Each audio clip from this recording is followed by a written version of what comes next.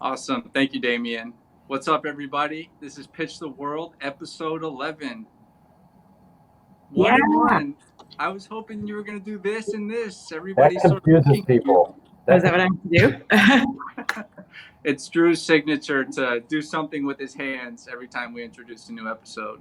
Cool. This is Pitch the World. My name is Adam Kemper. We have Andrew Rosso joining us. And we're so thrilled to have Michele Romanow, a dragon, joining us today. Thank you, Michele, for joining us. Thank you. Welcome, Michele. Oh, it's great. Great to be here. Awesome. So for our first time audience sort of joining us for the first time, and just to kind of bring you up to speed on what we talk about, Pitch the World is actually an arm of Pitch Investors Live, which is an app that allows an entrepreneur or startup to pitch directly to an accredited investor from anywhere in the world, from a smartphone or from a computer live.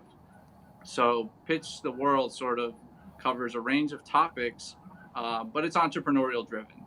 So our audience is entrepreneurs, people that use the platform, investors, or people just interested in Drew and myself and what we have to say and what our guests have to say. So this is our 11th episode, and I can't say enough positive things about you, Michele. I know Drew's going to do a more formal introduction, but just want to thank you for joining us today. Thank you. Thank you. I'm excited about this episode. Thank you, Jonathan. So, Michele Romanow, let's introduce you. So, you are an engineer. You're a serial entrepreneur. You've started at least 5 companies before your 33rd birthday. And, of course, for many of your own fans who know you as a dragon on CBC's hit show Dragon's Den, which is the Canadian version of Shark Tank. Yeah. And how exciting. And even most recently, you have brought up an even more exciting company called Clearbanc, which you are the co-founder of. And we'd love to learn much more about that throughout the show. And, you know, it's an absolute pleasure to have you on. So we look forward to really learning more about you and, you know, how you operate on a daily basis in the entrepreneurial space. Yeah, no, of course. Well, it's just wonderful to be here. So you just celebrated a birthday, by the way. Happy birthday to Happy you. belated. Thank you. So you've accomplished a lot at your age. I'm not going to disclose your age, even though it's public record. 34. It's okay. There's still a stigma back down behind that. But I think it's incredible, everything that sort of you've accomplished leading up to now. And I know you, at least according to the bio that I read about you, you know, you grew up in a household where your father was in the oil industry, and you know, you sort of had that opportunity to observe him and work, or at least work closely with him. Can you just kind of tell us, you know, what sparked in you that entrepreneurial spirit? Yeah. So, I mean, I grew up in Calgary, and so my dad was in the oil and gas industry. We spent a lot of time talking about business when I was a kid, and so the first thing that I naturally did is I went to engineering school the other side of Canada, just outside of Toronto, and started a business on campus called the Tea Room, which was an environmentally sustainable coffee shop. So I went the exact opposite way of my parents, which is, I think, exactly what you're supposed to do when you're 19. And our goal was to make everything totally sustainable. We were talking about plastics 11 years ago and composting and all sorts of great initiatives. The place is still around 11 years later. And it was really there that I caught a lot of the entrepreneurial bug, because, you know, you start to realize that if you want to make a level of difference or change, the best way to do that is to build a business around it. And so from there, I ended up finding 2 guys in undergrad. We spent whole of our time playing, you know, what's the next $1 million idea? Figured out, you know, one late night in a research brainstorming session, the worldwide supply of sturgeon caviar was down by 95% because we had just overfished the Caspian Sea. So was crazy enough to start pitching the business plan. You know, as I was doing my MBA, we won a little bit of prize money and, you know, graduated and moved to the East Coast. and built a fishery from scratch. That's literally everything. It sounds like boats, fishermen, my hands like knee deep in fish, the whole 9 yards. Nice. And so, it was a great business. Chefs loved our product. The problem was we went into a giant recession, 6 months later in 2008. And so I think that, slow success builds a lot of character, and fast success ends up building a lot of ego. And, the first 5 years of my career were really trying a lot of things and not having them all kind of work out. And so I think, looking back, I've been pretty grateful for that. But at the time it was pretty miserable. Well, I have to ask, do you, on a side note, do you eat fish today? Do you like fish? Yeah, of course. You're around it that long, you never know. It's true. I think it's actually a really important experience to have, everyone go to a farm and understand what it means to, eat meat. But I definitely still like the product and still think that, fish is very good for you, and it's very hard to replace, omega-3s if you take it out of your diet. Sure. And so what, so fast forward us to Dragon's Den, and how did that come about? I know our audience, is from around the world, and here we have Shark Tank. We have several forms of Dragon's Den, and can you just tell us a little bit about that and what led you to that? Yeah, of course. So after the fishing business, I ended up working at a big retailer. I saw e-commerce blow up, and I started an e-commerce company in Canada called Vitopia. We were self-funded for 5 years, but became one of the fastest growing Canadian companies, almost exclusively through low-cost user acquisition. And so ended up buying 10 of our competitors over the next couple year period. And so I was actually profiled in just a magazine with that. And I still remember getting a phone call where a producer called and they're like, look, we're looking for Michele to audition for Dragon's Den. They actually called our customer support line. And so it was an intern that found me in the office, and they're like, oh, Dragon's Den is on the phone for you. And I was like, oh, that's a joke, right? Like there's no, this must be like some sort of prank call. And so I remember taking the call being like, well, even if they have the wrong person, I might as well just go and do this and really get out there. So I went, and the way they do auditions for the show is you're auditioning with 5 other people that want to be dragons, and they actually bring in an entrepreneur, like a pitcher, and they do this. And I mean, holy smokes, everyone is talking over one another, and like it's very, very hard to get any word in. And so I remember finishing the segment and being like, ugh, I don't think I made it. And this really nice producer was like, look, we're thinking of doing kind of a web series, one that's just about tech companies for the internet. And like, if we, get that off the ground, we'll call you. And I was like, oh my God, that's what they say to like the people that didn't make it, right? It's like, yeah, like a web series. Anyway, they actually did get it off the ground. The series was called Dragon's Den Next Gen Den, and it was 3 of us. And so we ended up filming that, getting kind of the hang of it from there. And then shortly after that, I was asked to join the main show. So it wasn't one of those things that I looked for or lobbied for. It was literally, I think I got lucky on that one.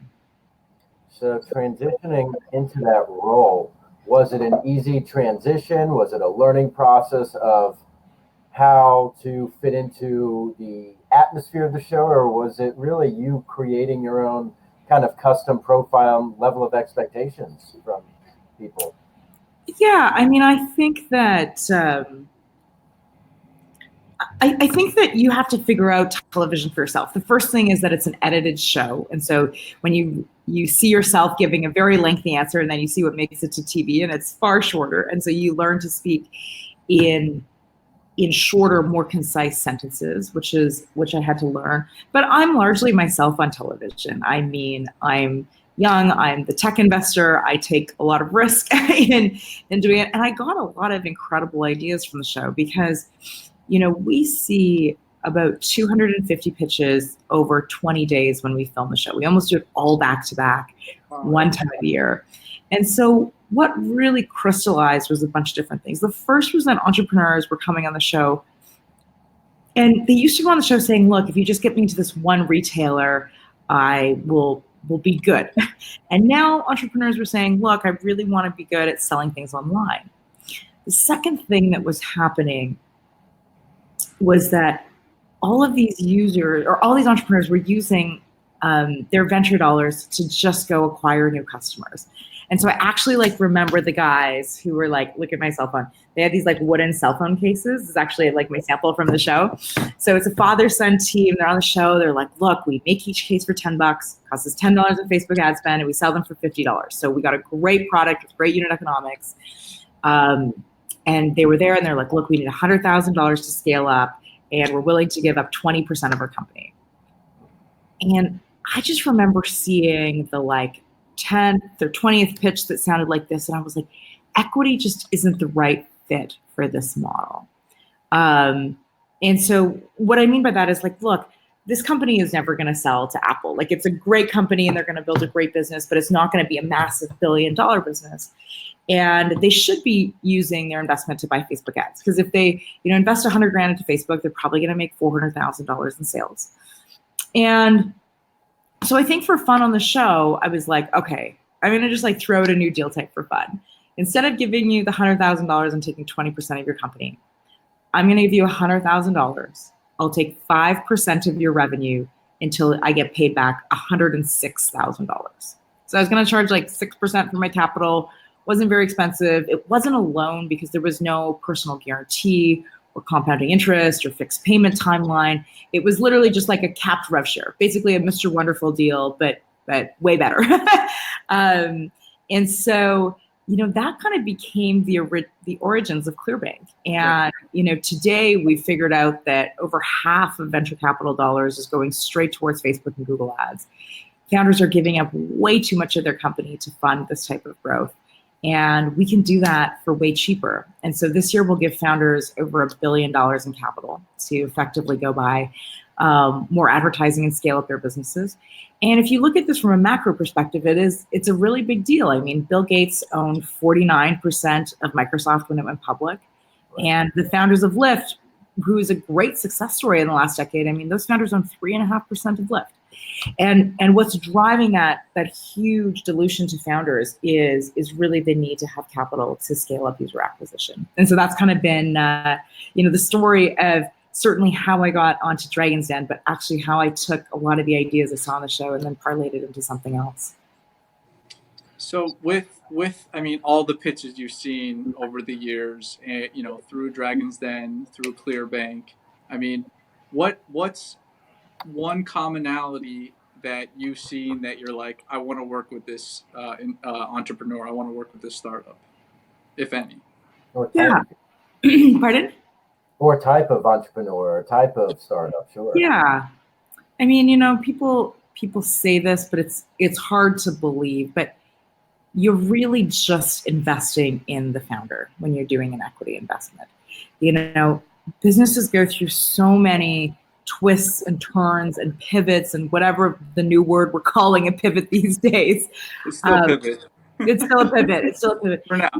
It's not a bad thing. That's your job as a founder is to back someone that really has that chip on their shoulder. And that's the best language. It's like a je ne sais quoi. It's like someone that is going to run through that glass wall every single time with the same amount of energy, being like, this is going to work. And every single one of my companies, they never started with the idea that ended up really making it there.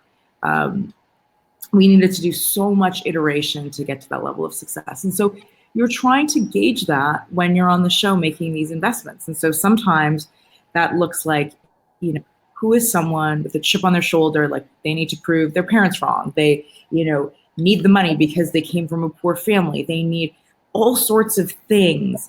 But that's actually what you need. And every time that I've bet on a founder that really has that ultra resilience, they figure it out. And then I've looked at some of the deals that I had that didn't work out. And more often than not, they are founders that got lucky their first time. Because statistically, there's always someone that gets lucky on their first or their first or second idea. And what happens is you lose the ability to be introspective and to really see that something is going to disrupt you, and you better be the person disrupting you before it's your competitor that does it. And so I think that ultimately that's kind of the tool that served me the best. And it's really hard because the show does focus a lot on like, what's the business model? What's the unit economics? Like, are you in the right industry? Industry is a little bit important. Like, you can't be selling fax machines today and like hoping to make it. We need to be in a growing industry. Right. But I think that kind of, this grit, resilience, chip on your shoulder piece has always been kind of the biggest indicator for me.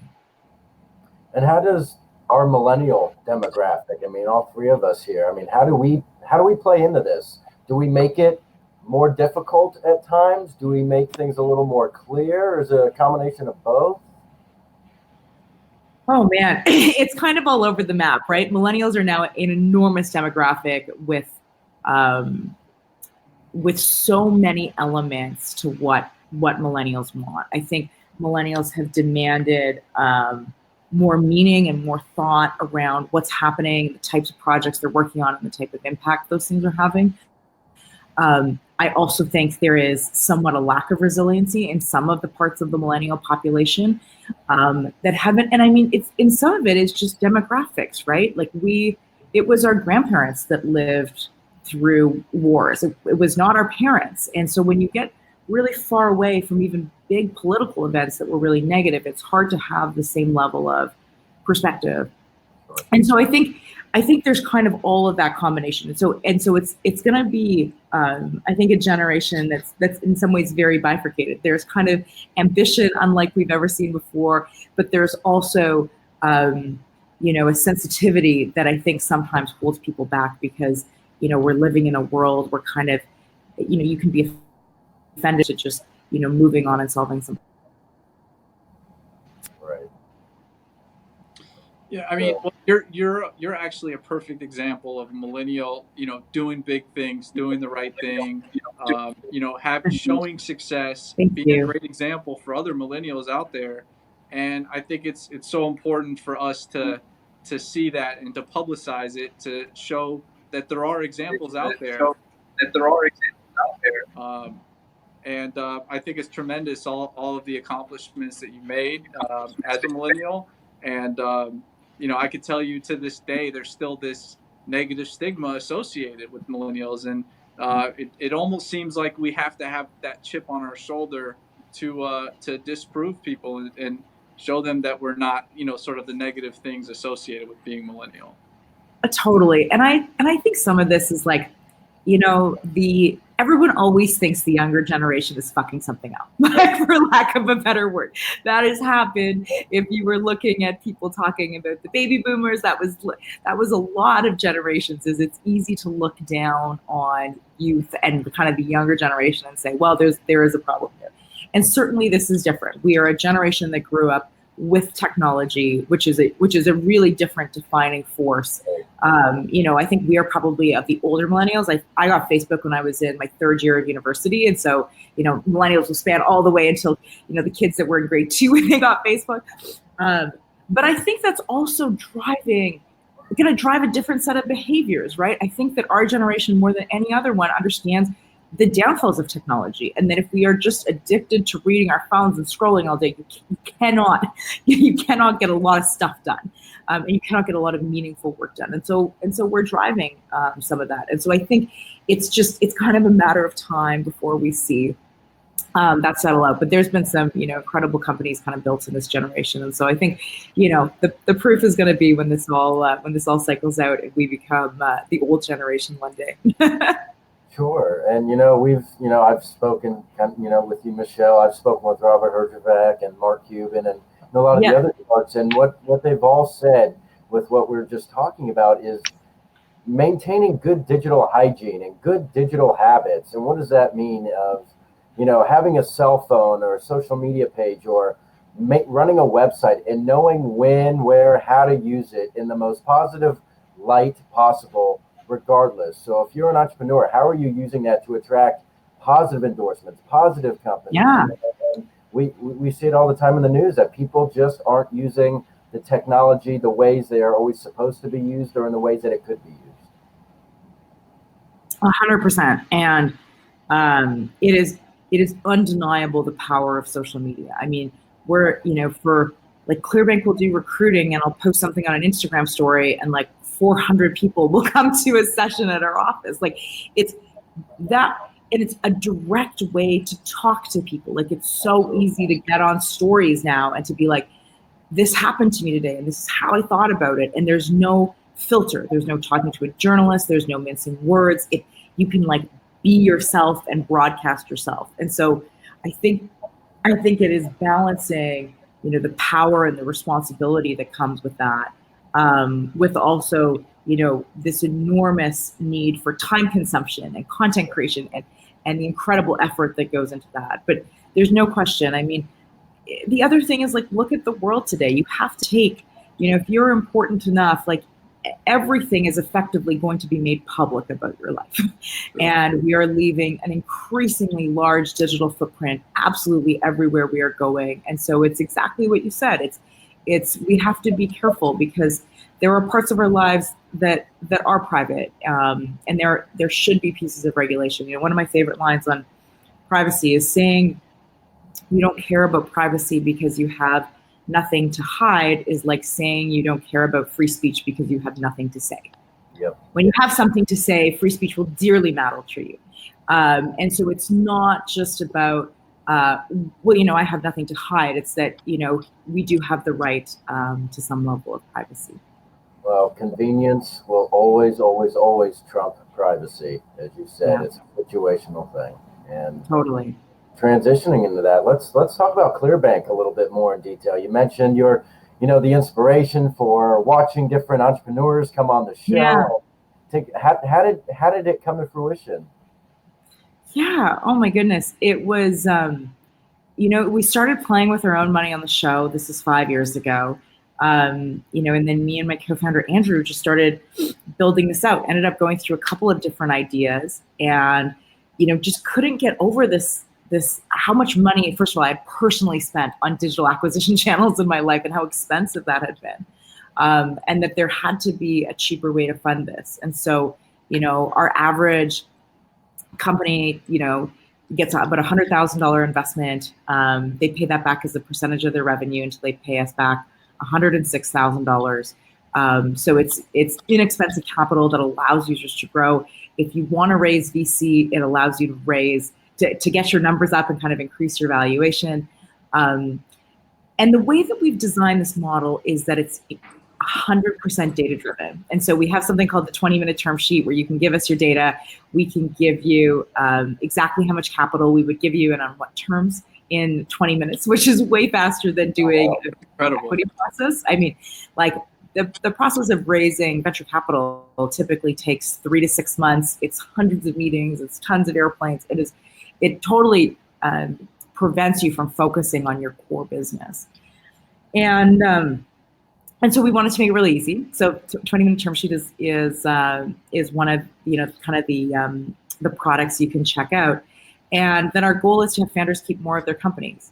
The other nice part is that we just use your digital data to make all of our investing decisions. So we're looking at data from your payment processor and your e-commerce account and your ad spend account.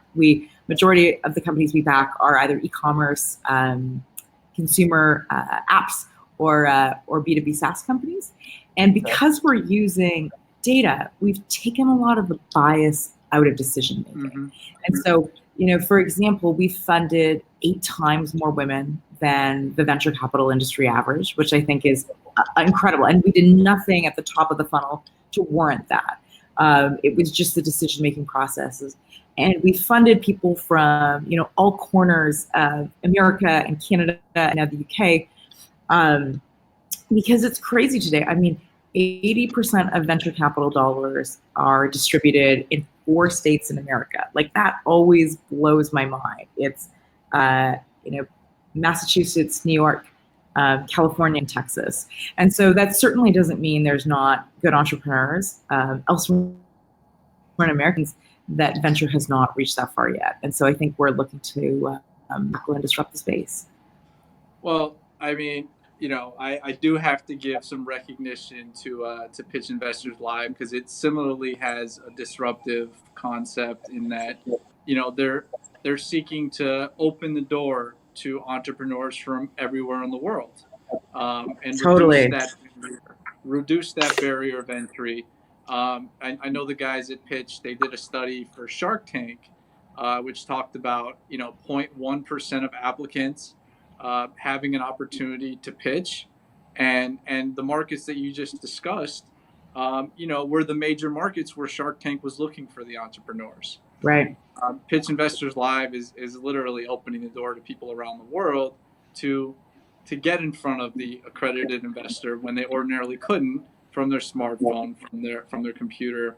Yeah. So I think there's definitely some synergy there that we can talk about offline, but just wanted to definitely give a shout out to the guys at Pitch, because they're doing a great job too. No, it's totally anything that makes it easier for entrepreneurs. Am I frozen here? I think so, or you just have like the same look going. No, You're very happy. You're smiling nonstop. It is a good look. Here we go. We lost it. No, but here we go. Damien's gonna bring her back on.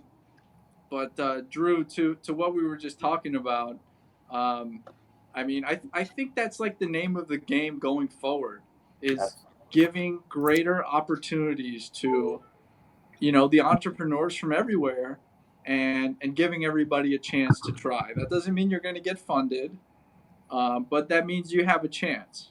Well, look, you're talking about different age groups, different demographics from different geographic locations of different backgrounds. And absolutely, why should somebody who's 16 years old be treated any differently than somebody who's, 30, 40, 50, but has a wonderful, solid idea, has taken the time to study, do what they think they're doing is right, and have a good idea. Why not? And, again, a shout out to the team at Pitch Investors Live for allowing us to be here and show the power of technology, whether it's this or others, like, what Clearbanc does. So I think it's wonderful. I really do. And I think we're waiting on Michele to join back. how do I join again? See if we can get her back on. Yeah, so, I would try Michele, if you can hear this, I would try disconnecting and then rejoining as a guest. And then Damien should be able to bring you on. Let's see. Technology is a blessing and a curse, my friend. It is definitely a gift and a curse.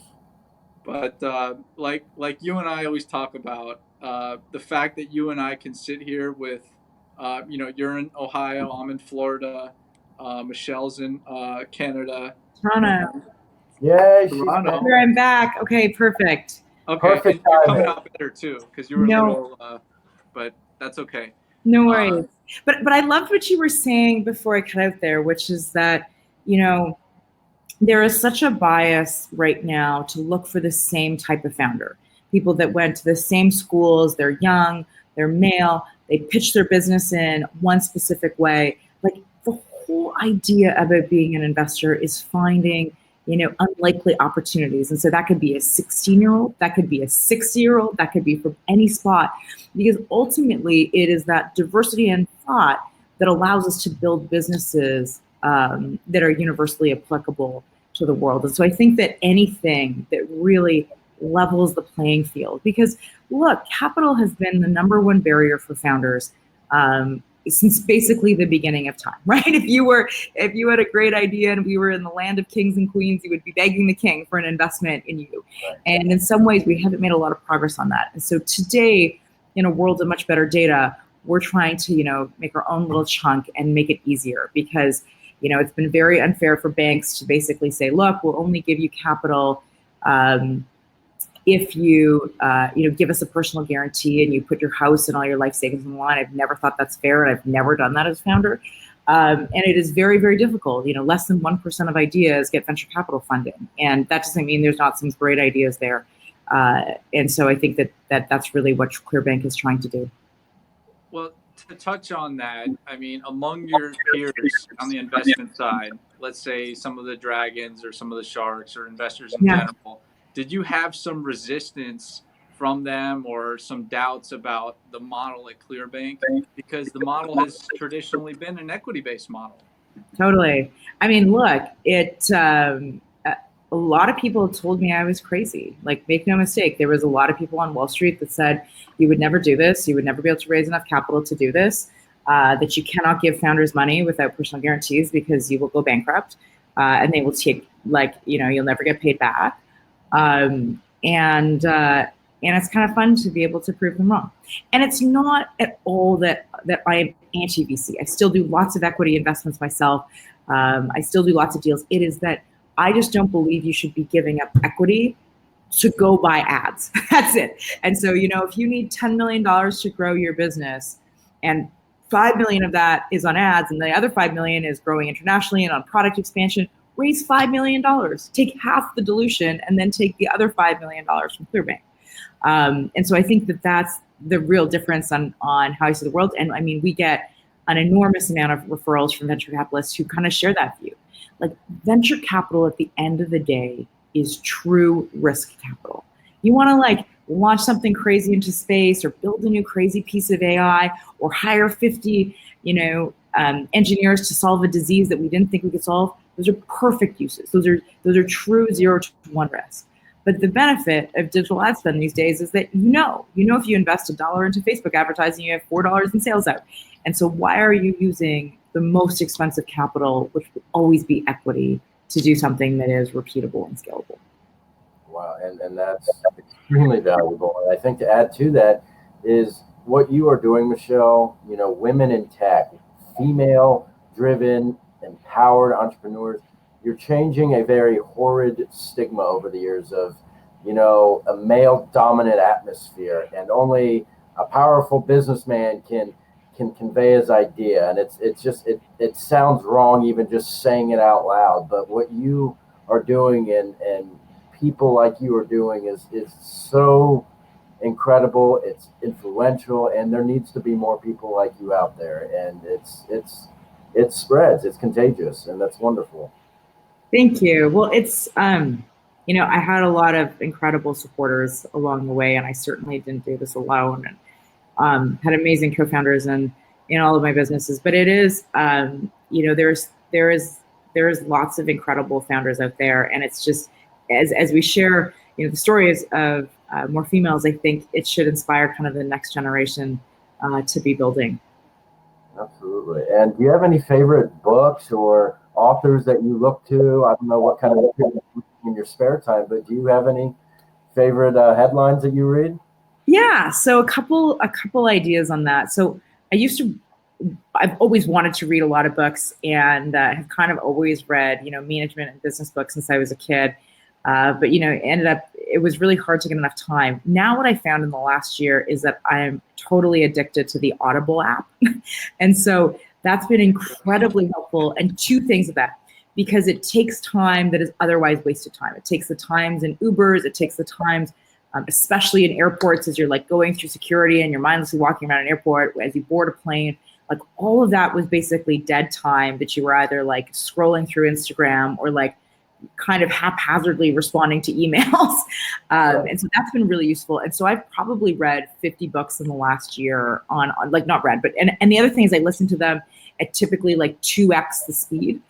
And so I find, and it's not because I want to get through the book really fast. I just find at 1x that your brain starts to wander, and at 2x, you really have to focus on what's going on. So both of those have been really useful. For me, I love the stories of other founders.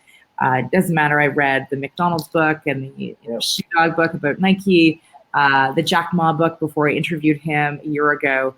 And, those stories remind you that the entrepreneurial journey is the same. And every company almost didn't make it. And it almost didn't make it for the first 10 years of its existence. And it just reminds you that that's kind of okay. I loved reading Principles by Ray Dalio. I thought that was an excellent business book. There's been a couple of, what else have I really enjoyed recently? I loved, Chip Wilson's book, Little Black Stretchy Pants. I thought was super honest in the way that he had built Lululemon, the way that Lululemon had taken It's tumble and kind of all, like, I like books that are raw, where you feel like you're getting the real story. It's not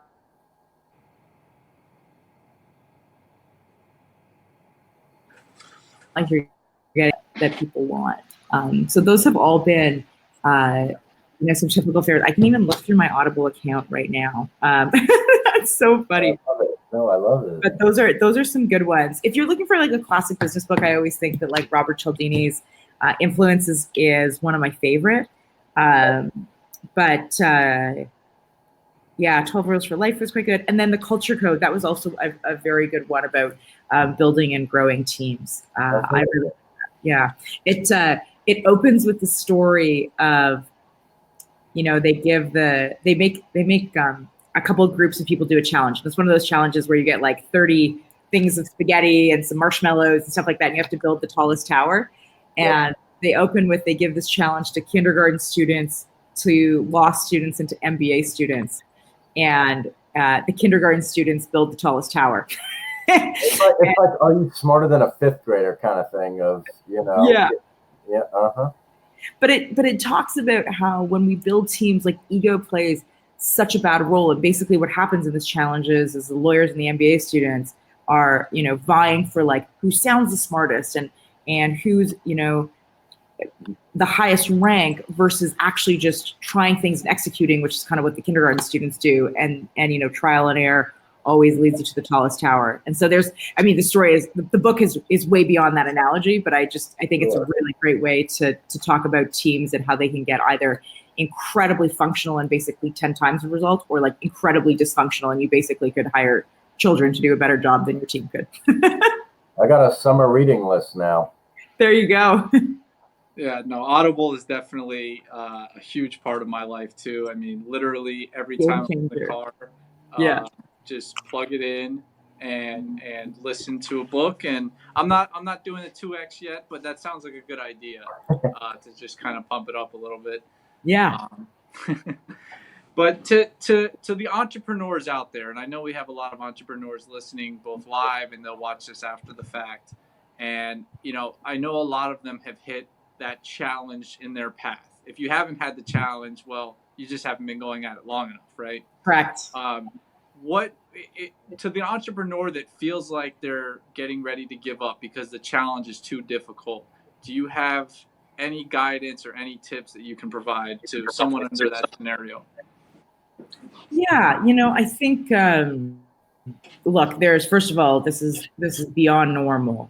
As an entrepreneur, 80% of the stuff that I've worked on has failed and 20% has made it. And it's just the 20%, get to be big enough successes that no one talks about the 80% of things that didn't work in your bio. But I think there's been a couple of techniques that have really worked for me. I think the first is that, it's really important to surround yourself with another group of founders. And because what people typically do is when they're starting a business or when there's time, they ask all of their smart friends. So your smart friends inevitably end up being your smart doctor friend, your smart lawyer friend, your smart accountant friend. And what those smart friends will do is they will correctly identify all of the reasons your business will fail. And the worst part is they'll be right. Oh no, let me try and go back. You're still smiling, so it's fine. Yeah, I mean, yeah. Okay. Technology is great. Yeah, technology is great when it works. And the problem is if you listen to them, they'll be right. But that's not what makes your business succeed. What makes your business succeed as a founder is making low probability events become high probability events. And the only people that know how to do that are other founders, because every single one of them took a business that shouldn't have otherwise happened and made that done. And so as a founder, your job is not to focus on minimizing risk. I mean, it's not to be done with risk, but your job is actually to focus on the three things that could totally change the trajectory of your business. So that's a big partnership. That's a big hire. That's a first big client. And if you spend your time and effort focusing on those things, that's the biggest thing. So I think that when you are in that dark place, first of all, it's really important to have other founders that you can bounce your ideas off of, and they will remind you that you are not alone. I think the second thing that's really important is that you focus. You remember you can really only do 3 things a day. So if you are working on 3 things, or those 3 things that can actually move the needle forward, and you have to get out of the mindset of preventing the risk and into the mindset of just creating something magical.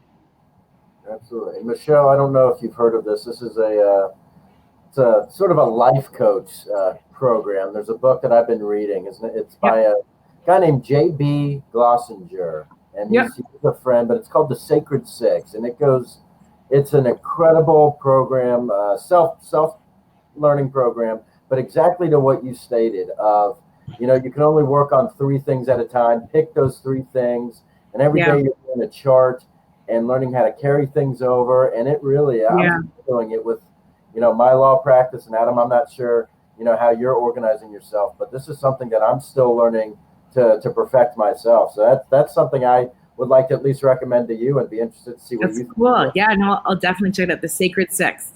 The Sacred Six. But kind of adding to that, do you have any pet peeves of things that absolutely drive you bonkers that entrepreneurs, young entrepreneurs do? Pet peeves. You don't have to call out people like Andrew or, other people out by name. No.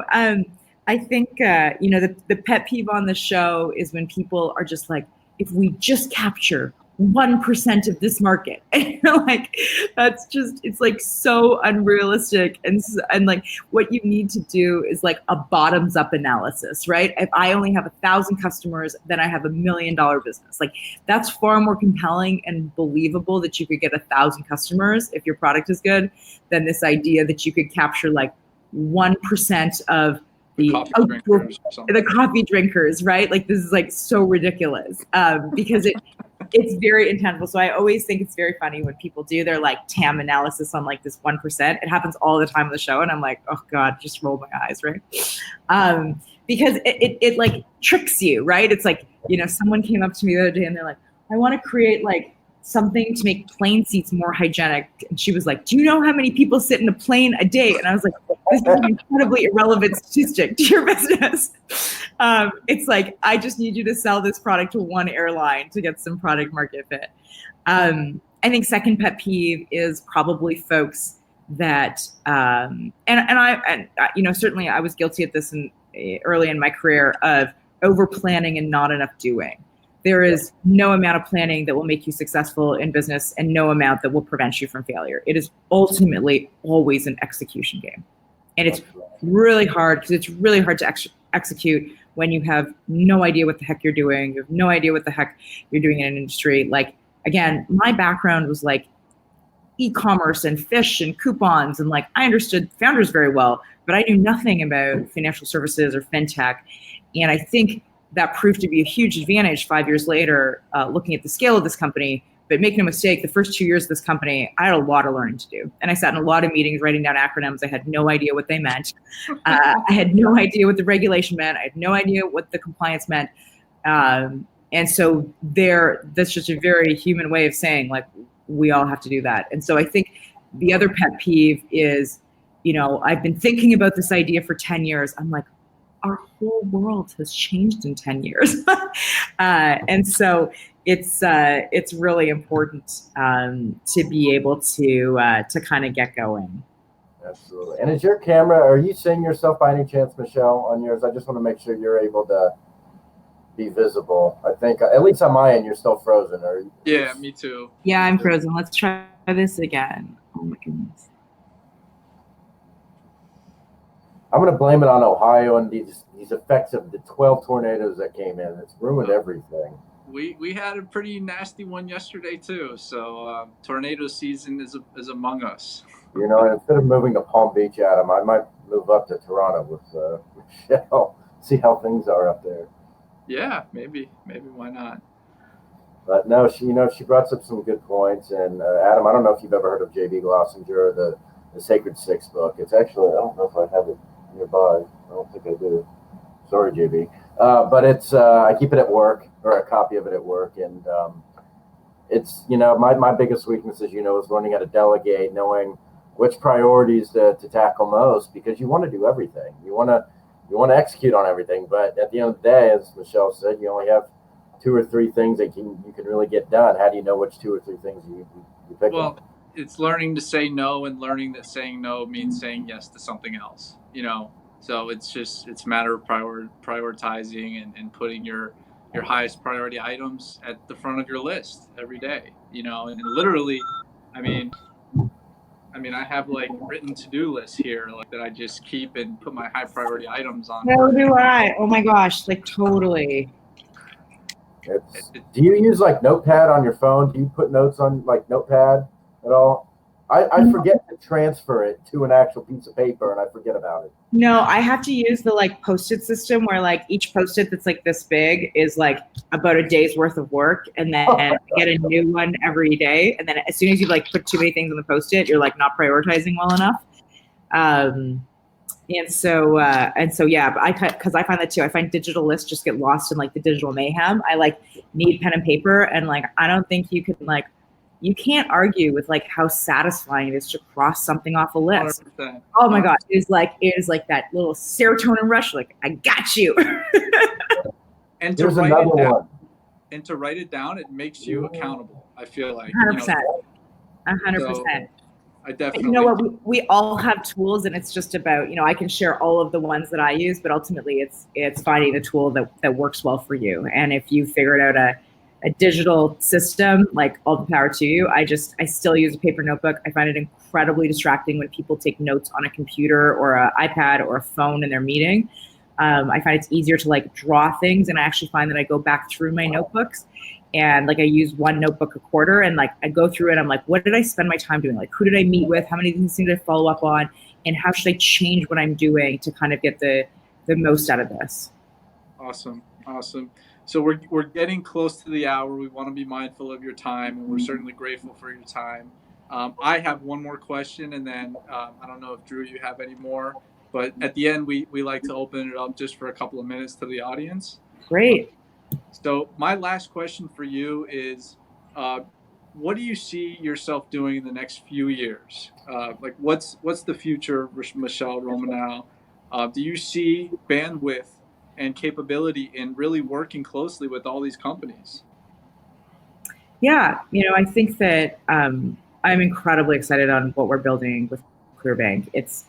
We've been able to scale up really fast because we've clearly like found something that's needed in the market, and we think there's a lot of ways that we could individually help founders, and some of those will look more automated, and some of those will look more like what we can provide because we now have scale with our founders. And so I think I'm really excited for what that looks like. I think there is, anything that like my whole life has been about building companies, investing in others that are building companies to kind of solve some of, these great challenges that we have. And so anything that builds on top of that, I think I'm going to keep working on.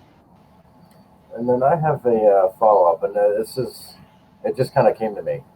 How do you at all watch any of the repeat episodes of Dragon's Den? Do you watch Shark Tank? Do you have any favorite episodes you look back on and kind of, just, I don't know if that's a weird question, but do you, Not at all. Yeah, I definitely watch, I watch sometimes as the shows are airing, and then I definitely watch before I film the next season because I find I can make my own little tweaks in what I'm saying and how I'm reacting that makes something better or worse for television. I have lots of favorite ideas and episodes and moments. I remember in my first season, they're so picky about our wardrobe. They're touching up our hair and makeup between every single set. And we get this pitch where they're like, oh, just put on these coveralls. And we all have these fancy outfits. And, they turn off all the lights and it's like a crazy demo, and they start this like very loud music, and then they like start spraying paint at us. And it's like one of these like rave style paint parties, but they had no idea that like the coveralls weren't thick enough. And so like I can just feel my whole outfit and everything getting totally soaked. And this is for a television show. Like we're in our 14th season. This is incredibly well produced. Like producers don't make mistakes like this. And so we just apparently they do coveralls and we're covered in paint. And so I'll never forget, how funny that moment was. Well, Michele, I thank you for those answers, and let's turn to the audience. So I think our first question from Caroline Park is, what do you think will help to increase more women in tech and more female founders? Yeah, great question, Caroline, and also love your We the North profile sticker here. So let's just shout that out for a second. I think there's a lot of pieces of this. I think we need to do more to amplify the stories of female founders, because you can't be what you can't see. And that's been a huge thing that's been missing here. I think platforms like Clearbanc will really help, where we're taking the bias entirely out of decision making and we're funding great businesses with great unit economics, regardless of who the founder is and what gender and where they're from and all of that. I think that makes a huge difference. And I think then the next thing that will matter is inevitably, when we look at a longer term scale, so many of the businesses that we build today are technology enabled. And so, typically the founder profile, if you have a math, science, STEM background, it is so much more useful. I mean, I did not want to study engineering. My parents heavily encouraged me to study engineering, and I think that was an enormous gift. And I don't think it's a gift because I do fluid mechanics and thermodynamics in my job every day. It's because I just gained an incredible confidence with numbers. And as soon as you have that, I always say that like business math is like the easiest math you got. Like it's ratios and percentages, and you got to do zeros fast in your head, but it's not linear algebra. And so I think that was really important. So as we talk to girls, especially when they're young, I think encouraging them to be brave, encouraging them to take risks, and encouraging them not to be afraid of math and science are big factors that get women to start companies. All right. So we have this actually from Jonathan Foltz. He's one of the co-founders of Pitch Investors Live. He says, yes, exclamation point. I'm not going to read the thing. But capital can be a huge issue if you're not at the right place at the right time. So exactly. So that's, I think, one of the, like Clearbanc is hoping to be part of this solution, and solutions like yours are part of the solution. Like, you should be able to meet any accredited investor. Like, make no mistake, every VC does not take cold emails. They only take basically warm email introductions. It is their expectation that you can find someone that knows them well enough to make an introduction to them. That is not a fair system. That is actually a highly elitist system where you have to be in the right circle of the right people to be moving forward. And I just don't think that's how we're going to find all the right ideas and how we're going to solve big problems. And I can give you this incredible example from the military, where there's a great story about how they were trying to figure out at a check stop, if a vehicle is coming forward and the vehicle is not stopping, how do you get that vehicle to stop basically without shooting on the vehicle and hurting either the property or the person? And the US government opened this up for like ideas, and the winning idea came from like a 75-year-old guy from like the middle of Montana. And it ended up the solution being a small little vehicle that would go test the other vehicle. But like, that's how all innovation happens. Like, this idea that you have to go to Stanford to have a great idea, or you have to be from the Valley, like that, we have to get beyond that. And so I think anything that is solving those problems today is a huge element of that. Well, I think with this recent college scandal, I think they call it the Varsity Blues scandal. I think this is something that really needs to continue, and it's unfortunate, but it's brought to light exactly what you just said, is anybody can really be anywhere and be anything. They don't have to buy their way into an Ivy League.